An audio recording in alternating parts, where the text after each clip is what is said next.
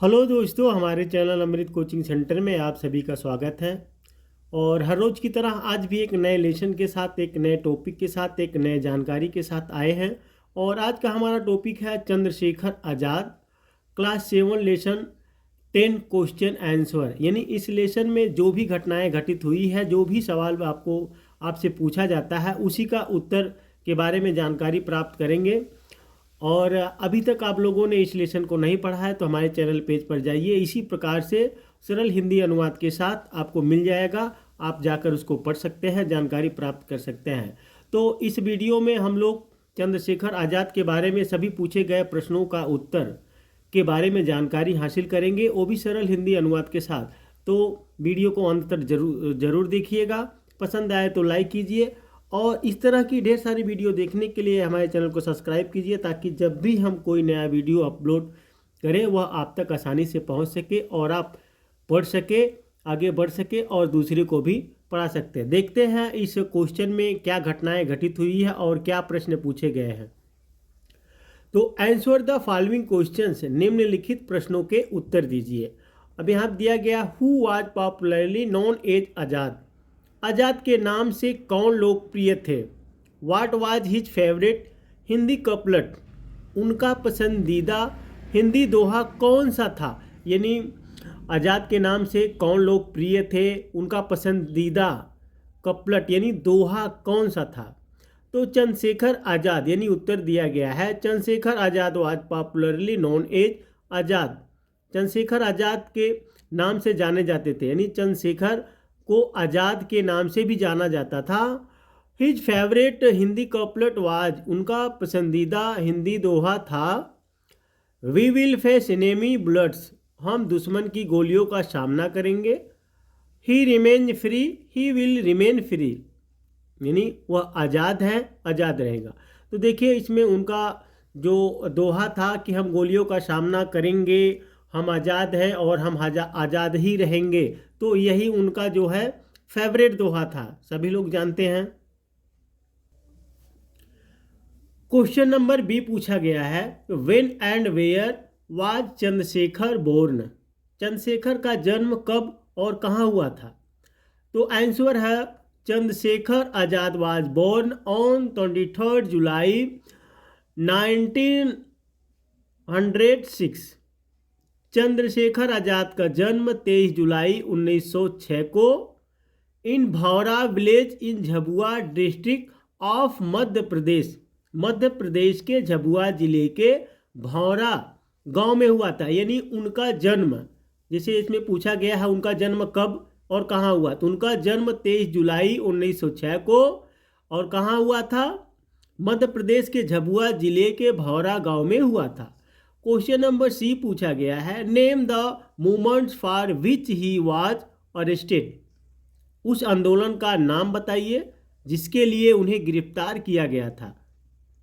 तो आंसर है non cooperation movement, असहयोग आंदोलन। यानी असहयोग आंदोलन के समय जो लिए गए थे, वो चला रहे थे, उसी समय उनको गिरफ्तार किया गया था, उसी के लिए उनको गिरफ्तार किया गया था।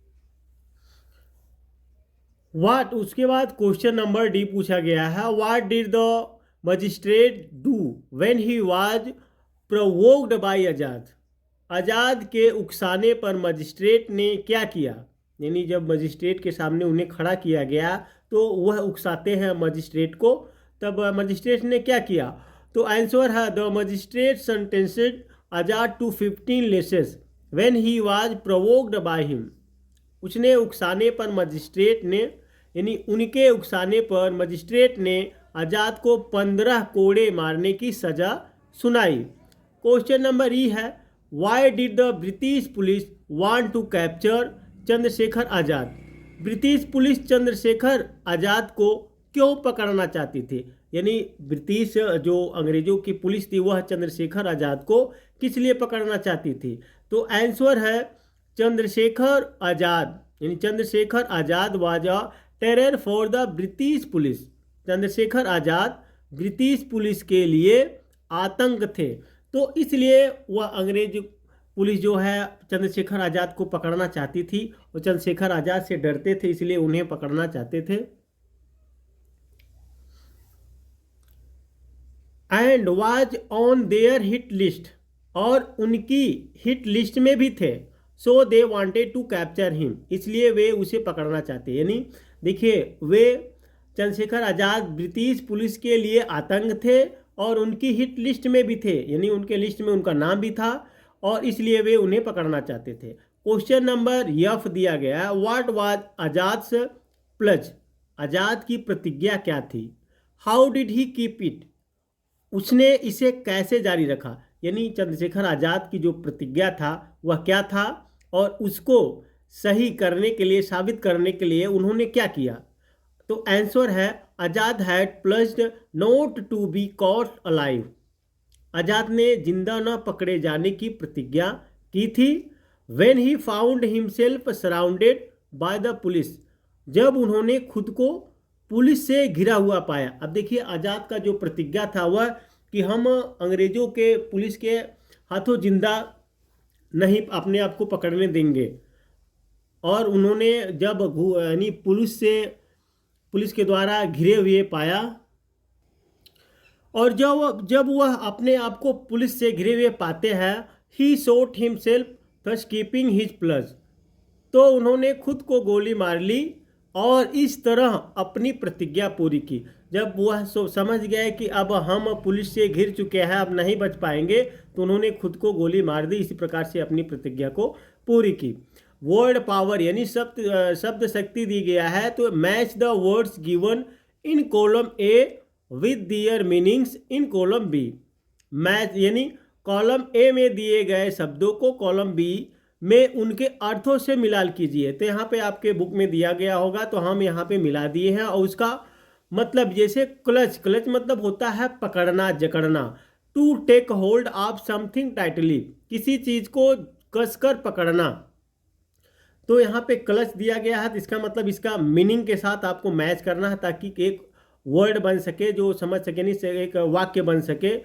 और डिस्गस्ट मतलब होता है जैसे छुपाने के लिए कुछ करना, अपने आप को बचाने के लिए। टू हाइड वंस आइडेंटिटी यानी अपनी पहचान छुपाने के लिए वेश धारण करना, तो कुछ वेशा बदलना। तो अगला है प्रोवोक्ड, मतलब उकसाना होता है। Move a person to action, किसी व्यक्ति को कार्रवाई के लिए प्रेरित करना। प्रोवोक्ड का मतलब होता है, जैसे इसमें मजिस्ट्रेट को चंद्रशेखर आज़ाद कुछ उकसाते हैं तो वह 15 करोड़ का उन्हें सजा देता है। तो प्रोवोक्ड का मतलब होता है किसी को कुछ करने के लिए उकसाना। स्कैप्ड, स्कैप्ड मतलब होता है मुक्त होना। To get free from something, किसी चीज से मुक्त होने के लिए भागे, यह भागना होता है बचना। स्केप मतलब होता है बचना, भागना। मेंटर मतलब होता है गुरु। ट्रस्टेड एडवाइजर, विश्वसनीय सलाहकार। तो अगला है लैंग्वेज प्रैक्टिस, भाषा अभ्यास। Change the verbs given in the box into past indefinite forms and complete the sentences, यानी बॉक्स में दी गई क्रियाओं को पिछले अनिश्चित रूपों में बदले और वाक्य को पूरा करें। तो आपको जितना भी वर्ड यहाँ पर दिया गया है उसको पास्ट इंडेफिनिट का फॉर्म लगाकर सेंटेंस बनाना है। यानी दूसरी, पास्ट इंडेफिनिट में कौन सा फॉर्म लगता है, वर्ब की सेकेंड फॉर्म, यानी दूसरी फॉर्म लगती है। इसी वर्ब को दूसरा फॉर्म लगाना है। Shilpa was shocked and frightened after the accident, हादसे के बाद शिल्पा हैरान और डरी हुई थी। तो यहाँ पे देखिए शॉक्ड लग गया है, शॉक है तो यहाँ पे शॉक्ड लग गया। तो इस प्रकार से आप लोगों को सेकेंड फॉर्म भरना है। Vineet fail and injured himself, Vineet गिरकर घायल हो गया। तो यहाँ पे देखिए इंजर्ड है, सेकेंड फॉर्म लगा हुआ है। The water supply was disconnected due to storm, तूफान के कारण जलापूर्ति बंद कर दी गई। तो यहाँ पे डिस्कनेक्टेड सेकेंड फॉर्म लगी हुई है। The rat ran as soon as it saw the cat, तो बिल्ली को देखते ही चूहा भाग गया। तो यहाँ पे भी देखिए रेन लगा हुआ है। The soldier fought bravely in the battle, सैनिक युद्ध में बहादुरी से लड़ा। तो यहाँ पे देखिए फॉट लगा हुआ है। तो इस तरीके से आप लोगों को सेकेंड फॉर्म उसमें भरना है जो खाली जगह है। तो यहाँ पे आ गया है use the following pairs of words homophones in sentences to bring out the difference in their meanings. तो निम्नलिखित शब्दों के युग्मों यानी होमोफोन्स जो एक जैसे वर्ड रहते हैं उन्हें होमोफोन्स कहा जाता है का वाक्यों में प्रयोग करके उनके अर्थों में अंतर स्पष्ट करें।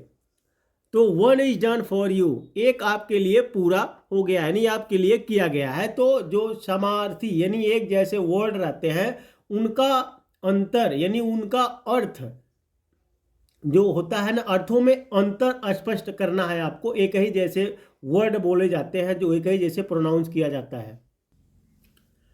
देखिए यहाँ पे दिया गया सीन और इसका भी मतलब होता है, इसको भी प्रोनाउंस करते हैं सीन। अब देखिए दोनों में अंतर क्या। Have you ever seen the sunset at Mount Abu, क्या आपने कभी माउंट आबू में सूर्यास्त देखा है। The scene of the sunset at Mount Abu is marvellous, Mount Abu में सूर्यास्त का दृश्य अद्भुत है। अब देखिए यहाँ पे है सीन का मतलब होता है देखना और यहाँ पे है दृश्य। तो दोनों में बहुत अंतर है, एक होता है देखना एक होता है दृश्य। आगे है सन। अब देखिए इस चीज़ का बनाना, सन इसको भी पढ़ा जाता है सूरज होता है, सन इसको भी पढ़ा जाता है बेटा होता है। न्यू का मतलब होता है नया, न्यू का मतलब ये सेकेंड फॉर्म है किसकी, नो की, तो जानता था। यहाँ पे है हेयर, हेयर मतलब होता है बाल, यहाँ पे है हेयर मिस खरगोश, सी मिस देखना और सी मिस समुद्र। तो दोनों में क्या अंतर है, अर्थों में क्या अंतर है वही आपको स्पष्ट करना है। The sun rise in the east, सूरज पूर्व में उगता है। Mister Rakesh only son is deaf, श्रीमान राकेश का इकलौता बेटा मुकबधीर है। I have bought a new pair of school shoes, मैंने स्कूल के जूतों की एक नई जोड़ी खरीदी है। तो ये आप देखिए न्यू मतलब जो होता है क्या, नया। अब एक और न्यू आएगा जो जानते थे। She knew that they would win the match, वह जानती थी कि वे मैच जीतेंगे। यहाँ पे देखिए न्यू का मतलब होता है जानती थी। My hair have grown rough in sunlight, मेरे बाल धूप में रूखे हो गए, क्योंकि यहाँ पे हेयर मीन्स बाल होता है। The hunter caught the hare from the bushes, शिकारी ने झाड़ियों से खरगोश को पकड़ लिया। यहाँ पे हेयर का मतलब होता है खरगोश। Can you see me from the top, क्या आप मुझे ऊपर से देख सकते हैं। तो यहाँ पे सी का मतलब देखना हो गया। The sea was full of beautiful shells, समुद्र सुंदर शैलियों से भरा हुआ था। तो यहाँ पे सी का मतलब होता है समुंदर। तो इस तरीके से आप लोग को क्वेश्चन और आंसर बनाने में बहुत ही आसान होता है, क्योंकि यहाँ पे सरल हिंदी अनुवाद भी है। आपको प्रोनाउंस के बारे में भी कोई असुविधा नहीं होती है और उसका हिंदी के बारे में भी आप जान जाते हैं, तो आपको बहुत ही आसान हो जाता है। तो इस तरह से आप लोग देखते रहिए। तो उम्मीद करते हैं यह लेसन का प्रश्न और उत्तर आपको बहुत ही आसान तरीके से अच्छी तरीके से समझ में आया होगा। अगर नहीं समझ में आया तो एक बार दोबारा देख लीजिएगा और अच्छे से सीखने के लिए इसको आप अपने नोटबुक में लिख सकते हैं, जिससे आप बार बार दोहरा सकते हैं, रिपीट कर सकते हैं, और चाहे तो आप किसी और को भी बता सकते हैं। तो इस तरीके से आप लोग देखते रहिए। पसंद आया तो लाइक कीजिए और अभी तक हमारे चैनल पर नए हैं तो चैनल को सब्सक्राइब कीजिए। हम हर रोज़ इस तरह की नए वीडियो, नए जानकारी, नए प्रश्न और उत्तर सभी कुछ आपके लिए लाते रहते हैं। तो पढ़ते रहिए और आगे बढ़ते रहिए। अपने दोस्तों तक शेयर जरूर कीजिएगा।